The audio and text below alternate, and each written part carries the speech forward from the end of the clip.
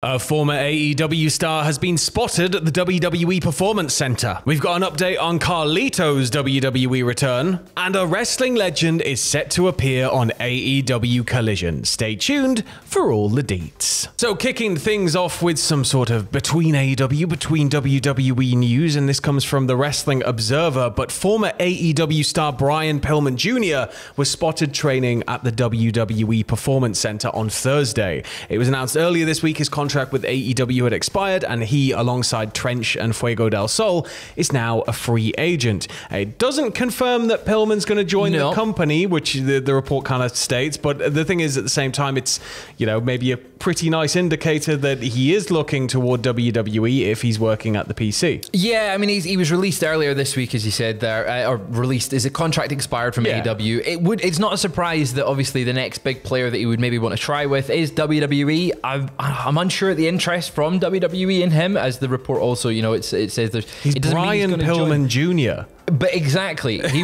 is Brian Pillman Jr. He's got the name, he's got the look, he's got the mullet. He's got the prestige, he's got the legacy as well. But I don't know how... His AEW run didn't exactly set people on fire. There was, you know, peaks and troughs with it. And coming out of it, you know, he wasn't the star of the Varsity Blondes. You know, it wasn't a stable or a tag team that really showcased him as well. So maybe going to WWE, if that's what he does in the future, will showcase him as the single star that maybe he should be. Yeah, and I think that, you know, people talk a lot about the WWE style. You see it, you know, if you watch a lot of shoots or you read a lot of interviews, there's a very kind of different style when it comes to WWE's match production and everything that goes into it. It may be that he's just a better fit with that. This might be what they're feeling out. Or he could have just turned up for a workout with a couple of his mates. It's a very strange situation, but I, for one, would very much like to see Brian Pillman Jr. in WWE, given that singles run, just to see what he can do. I think he'd go on a tear through NXT. That's the thing. He could really embrace the Brian Pillman stuff and be the loose cannon in NXT and have that sort of chaos. I guess it would be similar to what Dijak's doing a little bit, where he's just causing chaos. But I think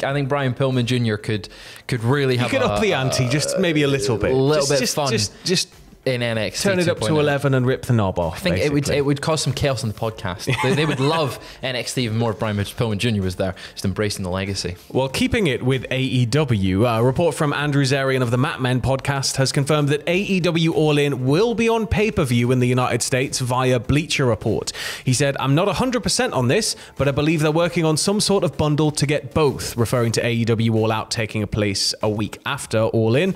He continued by saying, "I don't know if it's going to happen. I don't know if Bleacher Report has that ability, but Bleacher Report's very limited and they need to get off of it." So I think that it's sentiment that has been echoed quite heavily, that AEW needs a proper pay-per-view partner or some sort of streamlined, very easy to access service that's just more, you know, in line with the network, I guess. Yeah. That's what they need. Which the thing is, you know that they know they need it, but the costs to start something like that have got to be astronomical. Because you remember, like, way back, WWE had their own pay-per-view TV channel, which was just WWE 24/7.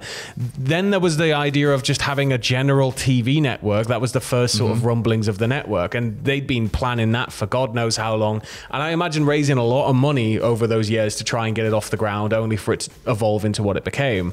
But I think, you know, while Tony's certainly got some deep pockets, it's not something that I think you can just go and immediately throw 200 million at something. It's true. I mean, at the same time, though, we've got Ring of Honor on demand. We've got their service. You know, like, it wouldn't be a surprise to see in the future that becoming an AEW service, but you know that Warner Brothers Discovery probably has a lot of investment in what they want to see the brand going for the future. They don't want to like make any contracts or promises before TV rights deals are up, and Warner Brothers goes, yeah, we want the pay-per-views as well, because we saw, and it was reported recently, that Warner Brothers wants to increase the amount of pay-per-views per year. So perhaps they're just holding off, but Bleacher Report, not the best place, but that will be the place for you to watch All In. Let's get Dynamite to 3 hours, pay-per-view every 2 weeks. We'll start brokering deals all over the world. Bring Shane McMahon in. Yeah, Shane McMahon. That's what's going to really drive that company forward.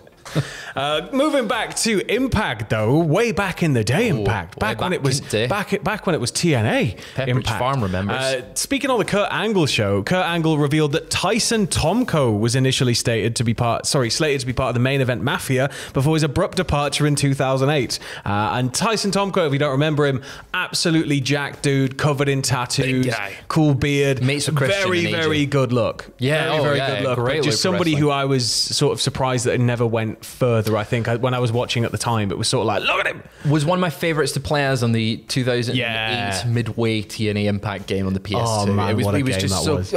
Boom, boom. You know, it was great. But big tattoos. Kurt said, yes, I was surprised. I don't know if it was the money or if he was interested in going over to Japan. I wasn't sure why he decided to leave, but he was going to be in a good spot if he would have stayed. I was really surprised that he left. Angle also said that forming the MEM, he knew that they needed Sting and that Kevin Nash formulated that group thinking of Sting first. And I think Main Event Mafia, it gets a little bit out of control, but it's sort of, you look back at it, you know, it's some fun times. I loved the Main Event Mafia as a kid watching TNA. My brother was a huge fan of Main Event Mafia. Yeah, they were great. It was like, oh my god, look how old these guys are. Like, and they weren't that old at the time. No, they weren't at all. But it was sort of like comparatively, Impact had such a young roster. Yeah, it was them versus Frontline, and I loved the Frontline. But yeah, Main Event Mafia were just so cool coming to the ring in suits. Sting not wearing the face paint, just shades. Oh man, that's an actual beard. That's not paint. That's crazy. Paint. It's never been paint. It's crazy. It's been the big secret all along. I wonder where Tyson Tomko would have fit in with the Main Event Mafia. I wonder if Batista position. Batista position, the silent enforcer, and then slowly gets over. Because they had the big bouncers that didn't do much, did they? But I think the Main Event Mafia were great, and I wonder if there was anyone else planned that they didn't get involved. You know, because later on we did see Magnus join the group. Yeah, we saw Rampage Jackson join the group. Samoa Joe joined the group at one point. It was strange as you said, it went a bit chaotic. But yeah, Tyson and Sting. Well, keeping it with back in day. Last week, PW Insider reported that despite not appearing on the show, Carlito had travelled to the Northeast for WWE, but was not backstage at Madison Square Garden. An update from Dave Meltzer in the Wrestling Observer said that Carlito was slated to return on last week's show, and that plans had him being part of the SmackDown brand moving forward. Carlito's return was apparently cancelled after how much content WWE was trying to pack into the show, and MSG Roman Reigns went 40 minutes. It was a big show. It was a big show, and there was a lot of stuff happening, and there was a 40 minutes. Can you imagine? Carlito's back. Hey! Right. Get back behind the curtain. Like, quick. Next match. Lacey out. Go. Exactly. Like, it was such a packed show. Like, they filled that to the brim with content. Did you see? Well, you had Scarlett and Karrion Kross get cut short at the start. Like, right at the second they got to the ring, just boom, next Steve. And it was like, whoa. It's like... there was a lot of stuff going on in that show, so I'm not surprised that Carlito was maybe cut from it. And you can save him for maybe a bigger moment. I would personally hold him off to SummerSlam and just have him return at the show, have him come back, confront LA Knight, and go, I want the US title. Oh man, that's just gonna just spitting loads of apple in LA Knight's face. He's not gonna like that. Exactly. He's not gonna like that at all. For both of them, it would just be a back and forth. It would be chaos. Book it, please, Trips. I know you're watching. Well, moving over to New Japan Pro Wrestling, we've got some news coming out of New Japan, haven't we? We do indeed. According to the Wrestling Observer, even people who would normally know the time frame of an injury return do not know the time frame of the injury return for Mercedes Moné. It's been kept quite close to the chest. She injured her leg in a match with Willow Nightingale for the New Japan Strong Women's Championship. It looked like she was maybe set to win it, and they called an audible, and Willow went over instead. But we do have an update on the reported plans for her return when she does get back from her injury, and it involves her facing Julia for that very same title. Is no surprise, to be honest. Yeah, it seems like the match that they maybe wanted to do if Mercedes didn't get injured. That would be the next thing, because Julia winning. Push it down the timeline a little bit, get some stellar matches in there in the meantime. Exactly. We don't quite know when this is going to happen. As we said, there is no time frame for her return. It seemed to be quite a nasty injury. It's kept her out of action already for quite a few months now, and hopefully if it lines up with Wrestle Kingdom, it could just kind of fall at a nice time. It would kind of be the perfect time for them. You know, you can have the big Mercedes Moné return match there, have her win the title. I think it's sort of the best case of quite a bad situation with their injury. Yeah, I think so as well. Sort of keeping it with New Japan, though, and moving over to AEW. We've got a wrestling legend set to appear on Collision tonight, and who is it, Fraser? It's Jushin Thunder Liger. Oh my god, it's going to be a big night because it's also the final to the Owen Hart Cup, and Jushin Thunder Liger is going to be there. Yeah. Of course, he's actually got a long history with the Hart family. He went and did his excursion from New Japan to Stampede Wrestling. Yeah, he and Owen sort of faced off against each other so much that they took the feud to Japan. Yeah, exactly. Like they teamed together, went to Japan and faced each other. There were 5 wins each against each other, so it'll be a nice moment of Jushin Thunder Liger there. He said on Twitter, I was invited as a guest to the Owen Hart Memorial Tournament. I'm looking forward to being in Calgary after a long time, and I'm excited to see what he does on the show. It should be quite fun to have him on AEW Collision. I want a set of Liger just wandering around Calgary in full gimmick. I want a set of photos.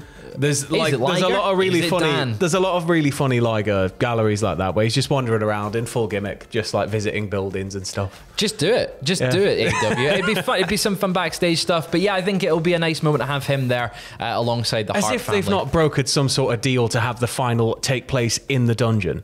I know that the Hart family doesn't own the mansion anymore, I think, but I think the dungeon's still kept like preserved. Just build it backstage. Yeah, build it in the ring. There should be a dungeon final. Yeah, there you go. Sorted. But anyway, that's it for your second dose of lovely Weekend Bumper wrestling news. We've got a lot of content coming this weekend, as always. Podcast is up on the channel now. We'll have all the usual stuff. If there's any more news that breaks through the day, we'll be back with another video. And if you are in or around Newcastle tonight and you want to see some live wrestling, get yourself over to North Wrestling's Thunderstruck, which is taking place at the Walker Dome. Oh yeah, I'm going to be there. Sam's going to be there. Tom's going to be there. It's going to be a great night. It's going to be chaos.